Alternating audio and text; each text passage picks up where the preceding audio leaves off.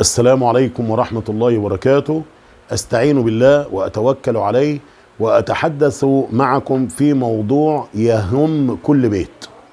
هذا الموضوع لا علاقة له بالرؤية ولا بالأحلام، وإنما هو موضوع خطير نظرا لما وجدناه من تشبه البنات بالصبيان والصبيان بالبنات، نظرا لما وجدناه ان الولاد بينادوا على ابائهم، بدل ما يقول له يا والدي يقول له يا احمد يا محمد، وعلى ماما بدل ما ماما ويا مامتي ويا امي ينادوا عليها يا فاطمة يا سعاد. ولقينا الولاد بيتعاملوا بعجرفة مع الوالدين.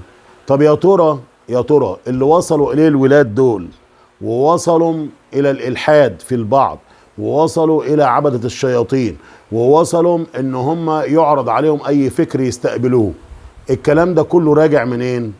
انا عايز اقول لكم هاتوا سمعكم معايا نتكلم بالراحة. اول حاجة ان الولاد ده لهم نعمة ونقمة.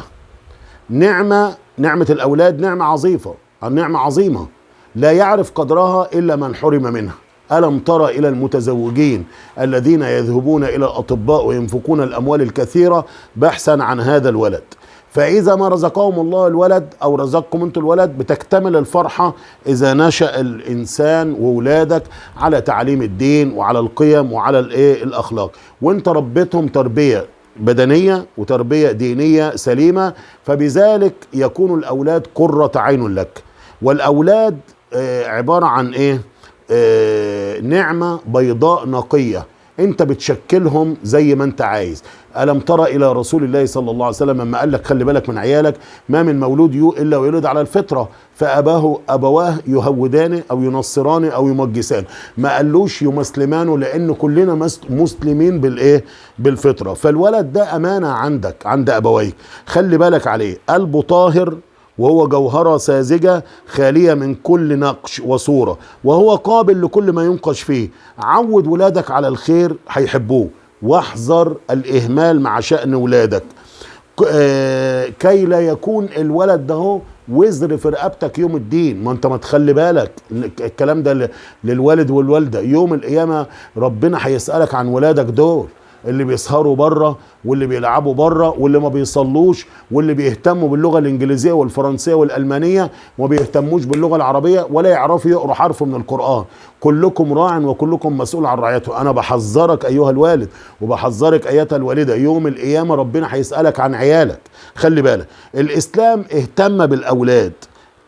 يعني هقول لك على حاجه، في واحد جاي يشتكي لسيدنا عمر، بيقول له يا سيدنا عمر ابني عقني، فسمع له وبعدين استدعى الولد، فالولد جه قال له ان هو ابويا عقني قبل ما انا اعقه، ان هو لم يختار لي الام الصالحه اللي تعلمني شيء من القران، وان هو اختار لي اسم وحش مش كويس، وان هو فقعد يعدد. فسيدنا عمر قال له لقد عققت ولدك قبل ان يعقق. لكن تعال بص للاسلام، الاسلام بيبص للولاد قبل الولاده، بيحترمهم، حرم الاعتداء على الجنين، حرم السقط الا لدواعي طبية معروفة وشرعية. عند الولادة يؤذنوا في أذنه ويفرحهم ويعملوا له عقيقة شكرا لمنة الله سبحانه وتعالى لما خرج الابن ده نعمة ونطلعوا عليه صدقة. نأكلوه نشربوه نرضعوه حتى يبلغ سن الفطام، ونعلموه بعد كده شيء من القرآن وما يلزم تعليمه من علوم الدين ومن علوم الدنيا، حتى إذا حفظ القرآن ألبس الله والداه تاج الوقار يوم القيامة. الشافعي رضي الله عنه بيقول أنا حفظت القرآن وأنا عندي 7 سنين خلاص، وحفظت الموطأ اللي هو كتاب السنة وأنا عندي 10 سنين. أبوك وأمك لازم يعودوك على الصوم وعلى الصلاة، والصوم تدريب، تمام؟ النبي صلى الله عليه وسلم كان القدوة الحسنة. خلوا بالكم من الولاد، كان بيعمل إيه بقى؟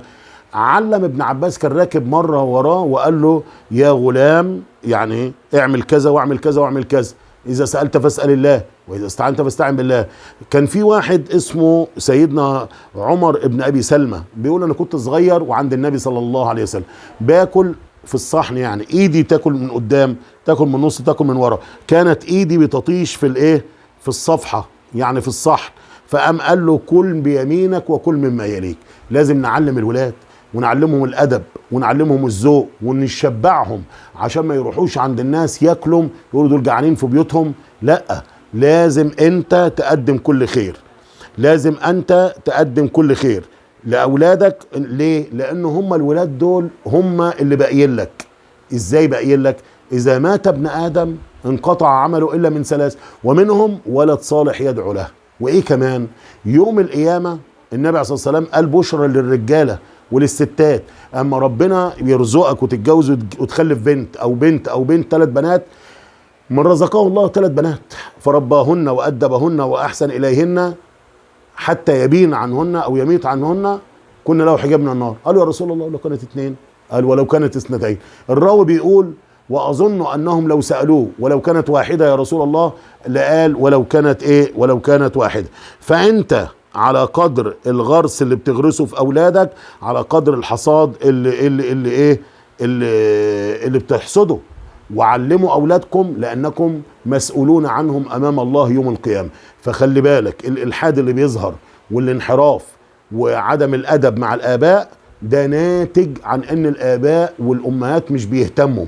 وليس معنى الكلام ان مثلا ان الانسان بيربي عياله ويطلع منهم عيل منحرف. ما هو سيدنا نوح نادى على ابنه وقال له سآوي الى جبل يعصمنا من الماء. سيدنا نوح وسيدنا لوط كان قاعد بينشر الفضيله ومرات نوح ومرات لوط خانته في ايه؟ في الايمان بالله.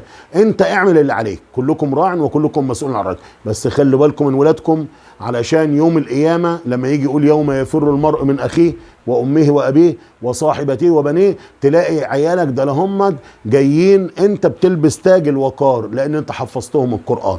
اسأل الله عز وجل ان يرزق كل زوج وكل زوجة الولد الصالح والبنت الصالحة والاولاد الصالحين، وان يبارك في من رزقهم الله عز وجل في البنين والبنات واجعلهم قرة عين يا رب العالمين. اللهم احفظ اولادنا وزرارينا واحفادنا واحفاد احفادنا، واغفر لآبائنا وأمهاتنا إنك على كل شيء قدير. اللهم اجعل هذا البلد مصر أمنا أمانا سلما سلاما. اللهم أفض علينا من بركاتك وخيراتك يا رب العالمين. وصلى الله وسلم وبارك على سيدنا محمد وعلى آله وصحبه أجمعين، والسلام عليكم ورحمة الله وبركاته.